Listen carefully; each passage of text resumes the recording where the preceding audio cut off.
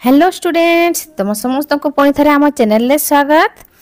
तेबे आज ये वीडियो रे आमे दशम श्रेणी साहित्य बहिर भीमंक सिंहनाद रड़ी कविताटीर प्रश्न उत्तर आलोचना करिबा। तो पिला माने देखो एक नंबर प्रश्न कौन कहिछि।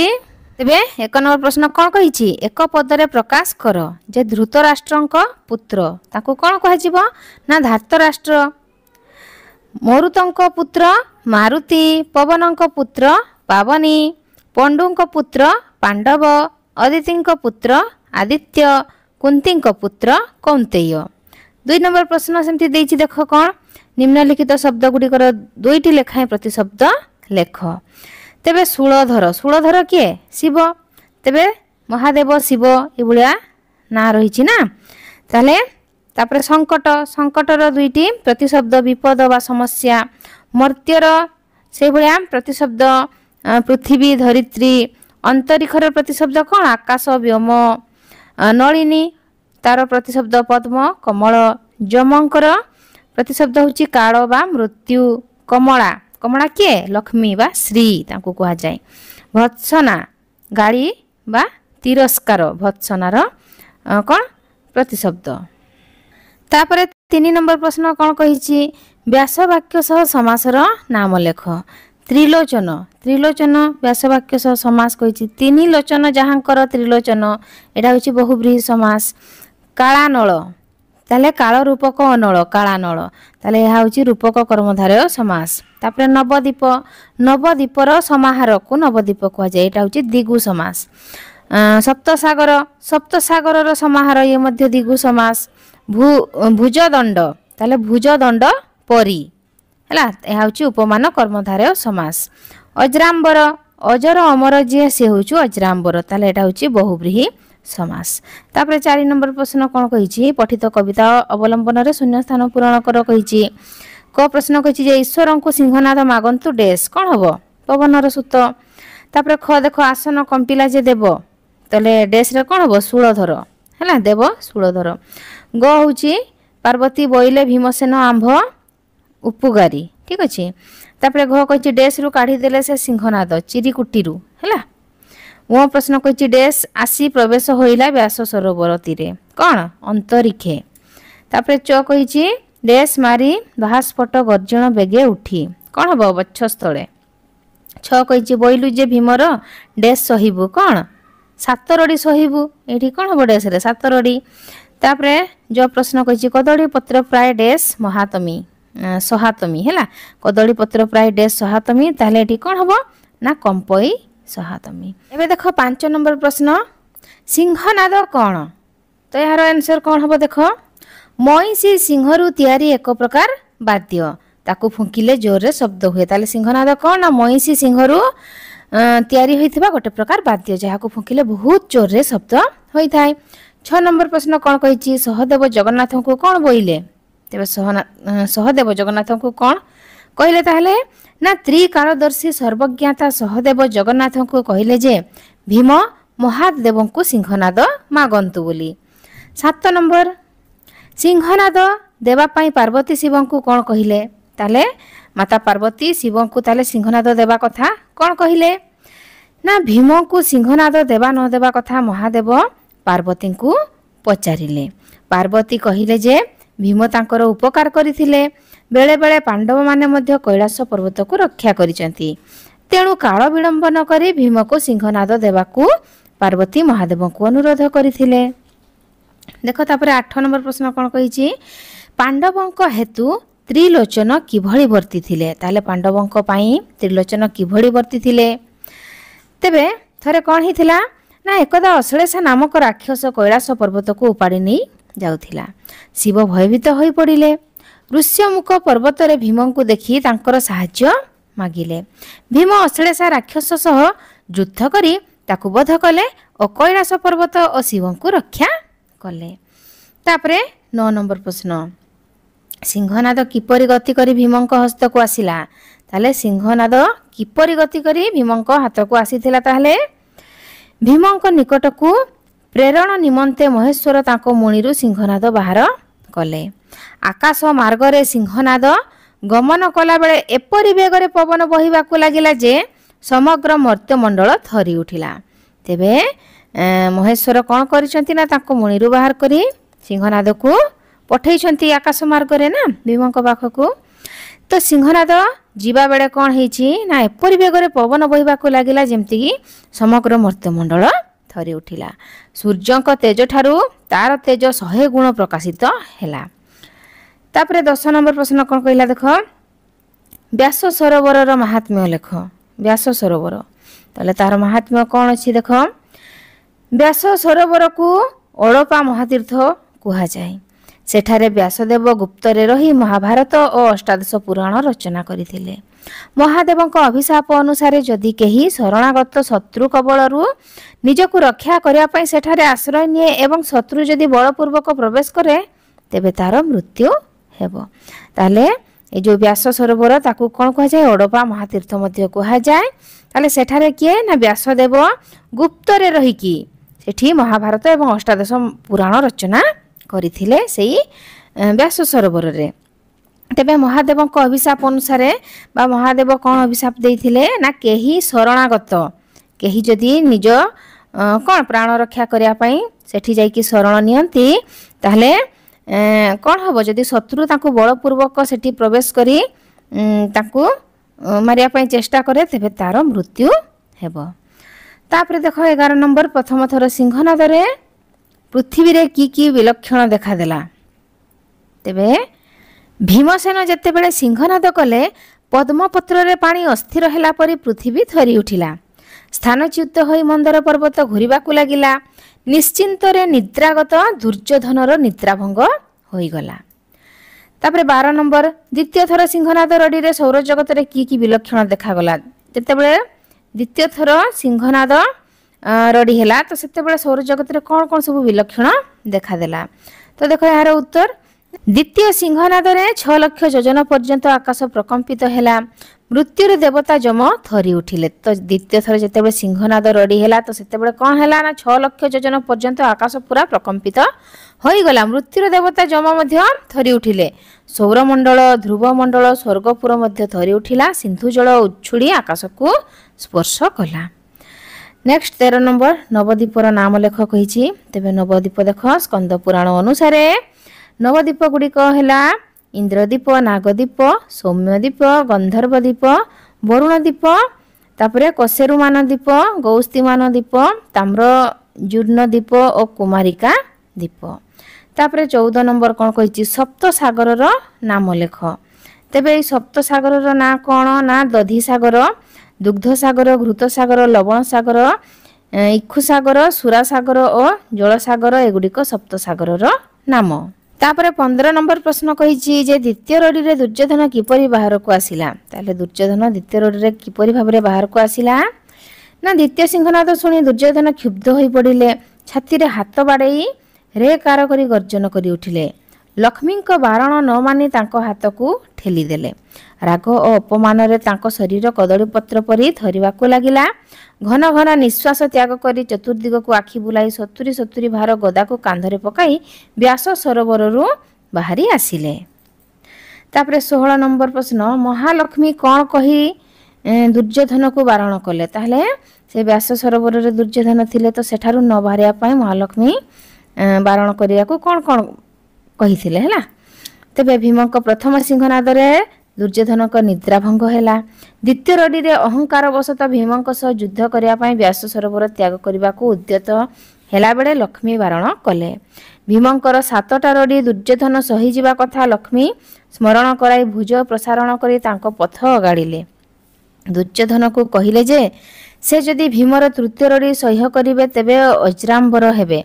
एई कथा कही लक्ष्मी दुर्योधन को व्यास सरोवर रु न जीवाकू बारण कले। तेबे प्रथमे जेतेबेले सिंहनाद हैला तो दुर्योधन को निद भांगी गला। द्वितीय रडी रे अहंकार वशत भीमक सह युद्ध करिया पई से व्यास सरोवर रु कोन हेले ना व्यास सरोवर त्याग करी कोन सेठारु बाहरिबाकू उद्यत हेले। तो से समय रे लक्ष्मी कौन कहिसंती ना भीमंकर 7टा रडी दुर्योधन सही जिबा कथा लक्ष्मी स्मरण करै दैछंती ना एवं तांकर भुज प्रसारण करबा हाथ प्रसारण करी हाथ मेले ताको पथ को ଅଗାଡ଼ିଲେ ମାନେ ଅଟକେଇଲେ ତାଙ୍କୁ। ଦୁର୍ଯ୍ୟୋଧନକୁ କହିଲେ ଯେ ସେ ଯଦି ଭୀମଙ୍କର ତୃତୀୟ ରଡ଼ି ସହ୍ୟ କରିଯିବେ ତେବେ ଅଜରାମ୍ବର ହେଇଯିବେ। ଏହି କଥା ମା ଲକ୍ଷ୍ମୀ ଦୁର୍ଯ୍ୟୋଧନକୁ ବ୍ୟାସ ସରୋବରରୁ ନ ଯିବାକୁ ବାରଣ କରିଥିଲେ ଏହି କଥା କହିକି। 17 ନମ୍ବର କହିଛି ଦୁର୍ଯ୍ୟୋଧନ ମହାଲକ୍ଷ୍ମୀଙ୍କୁ କିପରି ଅବଜ୍ଞା କଲେ। ତାହେଲେ ସେ ତାଙ୍କ କଥାକୁ କିପରି ମାନିଲେ ନାହିଁ ନା ଅବଜ୍ଞା କଲେ। ବ୍ୟାସ ସରୋବରରୁ ନ ଯିବା ପାଇଁ ମହାଲକ୍ଷ୍ମୀ ଦୁର୍ଯ୍ୟୋଧନକୁ ଅନେକ କଥା ବୁଝାଇଲେ। ନିଜର ବାହୁ ପ୍ରସାରଣ କରି ସମ୍ମୁଖରେ ଠିଆ ହେଲେ। ଦୁର୍ଯ୍ୟୋଧନ ମହାଲକ୍ଷ୍ମୀଙ୍କ ହାତକୁ ଠେଲି ଦେଇ ତାଙ୍କ ସମ୍ମୁଖରୁ ଚାଲିଯିବାକୁ କଠୋର କଣ୍ଠରେ କହିଥିଲେ। 18 ନମ୍ବର କହିଛି କ'ଣ ନା ଲକ୍ଷ୍ମୀ କାହିଁକି ଦୁର୍ଯ୍ୟୋଧନକୁ ଛାଡ଼ି ପଳାଇଲେ। କାହିଁକି ପଳାଇଲେ ନା ଦୁର୍ଯ୍ୟୋଧନ ଥିଲେ ପନ୍ନଗ ନାରାୟଣ। ଠିକ୍ ଅଛି। ତେଣୁ ମହାଲକ୍ଷ୍ମୀ ତାଙ୍କ କାନ୍ଧରେ ଅବସ୍ଥାନ କରିଥିଲେ। ପୂର୍ବ କଥା ଅନୁସାରେ ଦୁର୍ଯ୍ୟୋଧନ ଯେତେବେଳେ ମହାଲକ୍ଷ୍ମୀଙ୍କୁ ଦୁର୍ବ୍ୟବହାର କରିବ ସେତେବେଳେ ମହାଲକ୍ଷ୍ମୀ ତାଙ୍କଠାରୁ ଦୂରେଇ ଯିବେ। ଦୁର୍ଯ୍ୟୋଧନ ଯେତେବେଳେ ମହାଲକ୍ଷ୍ମୀଙ୍କ ହାତକୁ ଠେଲି ଦେଇ ରୋଷବଶତଃ ତାକୁ ପଳା ପଳା ବୋଲି କହିଲା ଲକ୍ଷ୍ମୀ ଦୁର୍ଯ୍ୟୋଧନକୁ ଛାଡ଼ି ପଳାଇଲେ। ତାପରେ 19 ନମ୍ବର କ'ଣ କହିଛି ଦେଖ। ଦୁର୍ଯ୍ୟୋଧନର ଗଦାଦ୍ୱୟର ଓଜନ କେତେ କେତେ ପରିମାଣର। ତାହେଲେ ଦୁର୍ଯ୍ୟୋଧନ ଯେଉଁ ତାଙ୍କର ଗଦା ସେ ଗଦାର ଓଜନ କେତେ ନା ଦୁର୍ଯ୍ୟୋଧନର ଗଦାର ଓଜନ ପରିମାଣ ଥିଲା ସବୁଠୁ ଅଧିକ। ତାଙ୍କ ଗଦାଦ୍ୱୟର ଓଜନ ପରିମାଣ ଥିଲା 70 ଭାର ଲେଖାଏଁ। ଠିକ୍ ଅଛି। ତାପରେ ନେକ୍ସଟ ସରଳାର୍ଥ ରହିଛି ଦେଖ 20 ନମ୍ବର ପ୍ରଶ୍ନ। ସଙ୍କଟ କାଳେ ତୁମ୍ଭନ୍ତ ଉଦ୍ଧାରଣୀ ପୂର୍ଣ୍ଣ ଦିଅସି ସିଂହନାଦ ପ୍ରସନ୍ନ ବଦନେଣ। ତେବେ ଦେଖ ଏଇ ପଦଟି ଯେଉଁ ଦେଇଛି ତାକୁ ସରଳ ଭାଷାରେ ବୁଝେଇକି ଲେଖିବା। ତ ସରଳାର୍ଥ ଦେଖ ସଙ୍କଟ କାଳେ ଡଟ୍ ଡଟ୍ ପ୍ରସନ୍ନ ବଦନେଣ। ସଂସ୍କୃତ ପଦ୍ୟାଂଶଟି ଶାରଳା ଦାସଙ୍କ ରଚିତ ମହାଭାରତ ମହାକାବ୍ୟର ଗଦା ପର୍ବର ଅଂଶବିଶେଷ। ଭୀମଙ୍କ ସିଂହନାଦ ପ୍ରଦାନ କରିବା ପାଇଁ ପାର୍ବତୀଙ୍କର ଶିବଙ୍କୁ ଅନୁରୋଧ ପ୍ରସଙ୍ଗ ଏଠାରେ ଆଲୋଚନା କରାଯାଇଛି। ମହାଭାରତ ମହାଯୁଦ୍ଧର ଶେଷ ସମୟରେ ଦୁର୍ଯ୍ୟୋଧନ ନିରାପଦରେ ବ୍ୟାସ ସରୋବରରେ ଆତ୍ମଗୋପନ କରିଥିଲେ। ତାହେଲେ ମହାଭାରତ ମହାଯୁଦ୍ଧ ଯେତେବେଳେ ଚାଲିଥିଲା ଶେଷ ସମୟରେ ଦୁର୍ଯ୍ୟୋଧନ କେଉଁଠି ଲୁଚିଥିଲେ ନା ସେ ଆତ୍ମଗୋପନ କରିଥିଲେ ବ୍ୟାସ ସରୋବରରେ। ଦୁର୍ଯ୍ୟୋଧନ ବଧ ନ ହେବା ପର୍ଯ୍ୟନ୍ତ ପାଣ୍ଡବଙ୍କ ବିଜୟ ଘୋଷଣା କଲେ ନାହିଁ। ଯେପର୍ଯ୍ୟନ୍ତ ଦୁର୍ଯ୍ୟୋଧନ ବଞ୍ଚିଛନ୍ତି ତ ପାଣ୍ଡବମାନେ ଯେ ଜୟ କଲେ ତାହା ଘୋଷଣା ହେଲା ନାହିଁ। ତେବେ ସହଦେବ କହିଲେ ଯେ ଭୀମ ଯଦି ମହାଦେବଙ୍କ ଠାରୁ ସିଂହନାଦ ପ୍ରାପ୍ତ କରି ରଡ଼ି କରନ୍ତି ତେବେ ଦୁର୍ଯ୍ୟୋଧନ ବ୍ୟାସ ସରୋବରରୁ ବାହାରିବାର ସମ୍ଭାବନା ଅଛି। ସହଦେବ କ'ଣ କହିଲେ ଯଦି ଭୀମ ମହାଦେବଙ୍କ ଠାରୁ ସିଂହନାଦ ଯଦି ପ୍ରାପ୍ତ କରିନିଅନ୍ତି ଆଉ ସେଇ ସିଂହନାଦରେ ରଡ଼ି କରନ୍ତି ତେବେ ଦୁର୍ଯ୍ୟୋଧନ ସେଇ ବ୍ୟାସ ସରୋବରରୁ ବାହାରିବାର ସମ୍ଭାବନା ରହିଛି। ତ ଭୀମସେନ ମହାଦେବଙ୍କୁ ପୂଜା ଆରାଧନା କଲେ। ମହାଦେବ ଧ୍ୟାନ ବଳରେ ଜାଣିଲେ ଯେ ଭୀମ ସିଂହନାଦ ପାଇଁ ତାଙ୍କୁ ସ୍ମରଣ କରୁଛି। ଭୀମକୁ ସିଂହନାଦ ଦେବା ଉଚିତ ହେବ କି ନାହିଁ ବୋଲି ସେ ମହାଦେବ ପାର୍ବତୀଙ୍କୁ ପଚାରିଲେ। ପାର୍ବତୀ କହିଲେ ଯେ ପାଣ୍ଡବମାନେ ସେମାନଙ୍କର ଉପକାର କରିଛନ୍ତି ନା ତ ସେମାନେ ତାଙ୍କର ଉପକାରୀ। ଅଶ୍ଳେଷ ଅସୁର କପିଳାସ ପର୍ବତକୁ ଉପାଡ଼ି ନେଇ ଯାଉଥିବା ବେଳେ ଭୀମ ତାଙ୍କୁ ବଧ କରି କପିଳାସ ଓ ଶିବଙ୍କୁ ରକ୍ଷା କରିଥିଲେ। ତେଣୁ ଖୁସି ମନରେ ଭୀମକୁ ସିଂହନାଦ ଦେବାକୁ ପାର୍ବତୀ ମହାଦେବଙ୍କୁ କହିଥିଲେ। ତାପରେ ଦେଖ 21 ନମ୍ବର କାଳା ନଳ ଜାଣି ବିକାଶ ସିଂହନାଦ ଜ୍ୟୋତି ଆଦିତ୍ୟହୁ ସତେ ଗୁଣ ତେଜ ବିକଶନ୍ତି। ତେବେ এই ଯେଉଁ 21 ନମ୍ବର ଦେଇଛି ସରଳାର୍ଥ ଦେଖ ଏହାକୁ ଆମେ ଲେଖିଦେବା। କାଳାନଳ ଡଟ୍ ଡଟ୍ ବିକାଶନ୍ତି। ଉକ୍ତ ପଦ୍ୟାଂଶଟି ମହାକବି ଶାରଳା ଦାସଙ୍କ କୃତ ଓଡ଼ିଆ ମହାଭାରତର ଗଦା ପର୍ବର ଅଂଶବିଶେଷ। କବି ଏଠାରେ ସିଂହନାଦର ଭୟଙ୍କରିତା ବିଷୟରେ ଦର୍ଶାଇଛନ୍ତି। ତାହେଲେ ସେ ଯେଉଁ ସିଂହନାଦ ରହିଛି ତାର ଭୟଙ୍କରତା ବିଷୟରେ ଏଠାରେ ବର୍ଣ୍ଣନା କରାଯାଇଛି। ବୀର ଭୀମସେନଙ୍କ ଆରାଧନା ଦେବୀ ପାର୍ବତୀଙ୍କ ଅନୁରୋଧରେ ଆଶୁତୋଷ ସିଂହନାଦକୁ ଭୀମଙ୍କ ନିକଟକୁ ପଠାଇଲେ। ତେବେ ଭୀମସେନଙ୍କ ଆରାଧନା ତାହେଲେ ଦେବୀ ଭୀମ କିଏ ଭୀମ ତାହେଲେ ମହାଦେବଙ୍କୁ ଆରାଧନା କରିଥିଲେ ନା ତ ତାଙ୍କୁ ଆରାଧନା କରିକି ମହାଦେବଙ୍କୁ ସନ୍ତୁଷ୍ଟ କରିକି ତାଙ୍କଠାରୁ କ'ଣ ମହାଦେବ ପାର୍ବତୀଙ୍କୁ ପଚାରିଲେ ଯେ ସେ ତାଙ୍କୁ ଦେବାଟା ଉଚିତ ହେବ କି ନାହିଁ ସିଂହନାଦ। ତେବେ ତାଙ୍କ ଇଚ୍ଛା ଅନୁସାରେ ତେବେ ମହାଦେବ କ'ଣ କଲେ ଆଶୁତୋଷ କିଏ ମହାଦେବ ତାହେଲେ ସେ ସିଂହନାଦକୁ ଭୀମଙ୍କ ନିକଟକୁ ପଠାଇଲେ। ସେ ଆକାଶ ମାର୍ଗରେ ଭୟଙ୍କର ରୂପ ଧାରଣ କରି ଯାତ୍ରା କଲାବେଳେ ତାର ପ୍ରଭାବରେ ଯେଉଁ ପବନ ସୃଷ୍ଟି ହେଲା ସେଥିରେ ମର୍ତ୍ତ୍ୟରେ କମ୍ପନ ସୃଷ୍ଟି ହେଲା।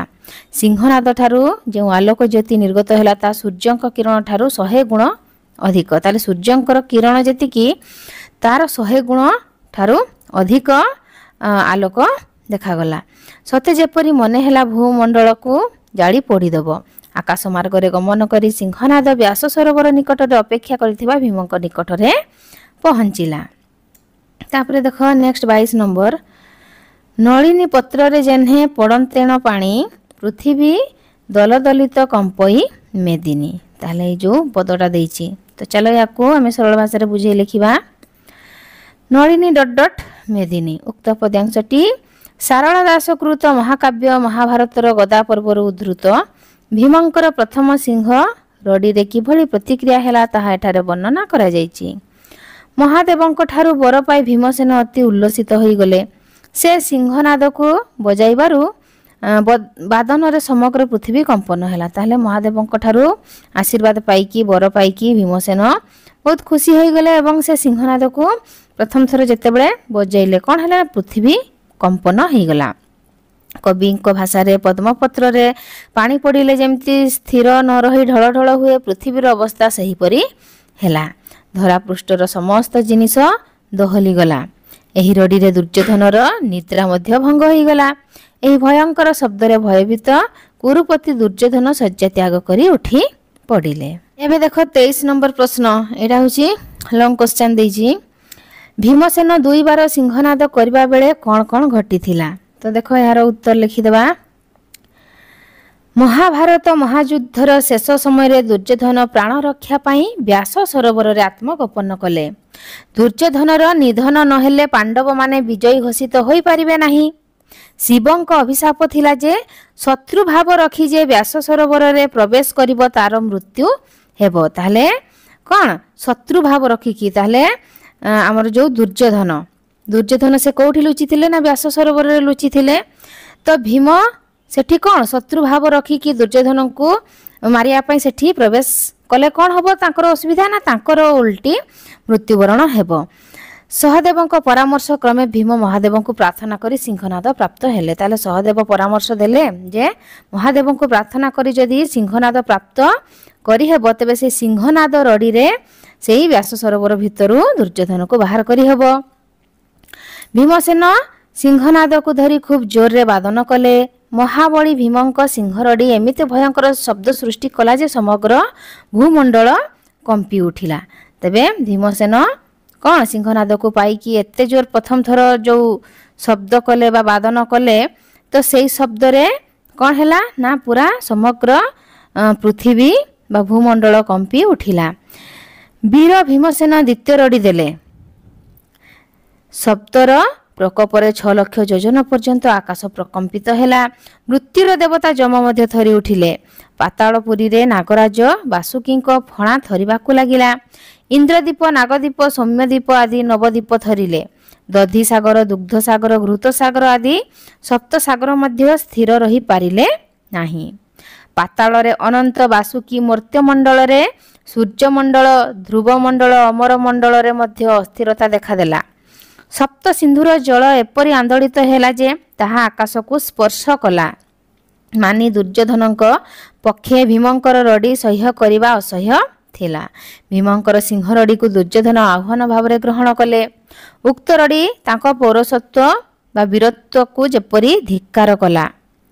व्यास सरोवर रे आश्रित दुर्योधन गर्जी उठिले। छाती रे करताल प्रहार कले।